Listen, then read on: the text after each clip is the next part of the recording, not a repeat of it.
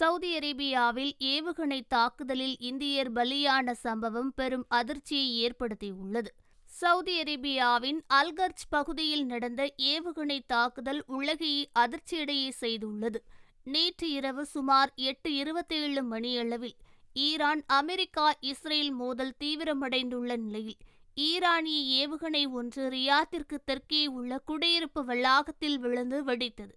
இந்த சம்பவத்தில் இந்தியர் மற்றும் ஒரு வங்கதேசத்தை சேர்ந்தவர் உயிரிழந்துள்ளார்.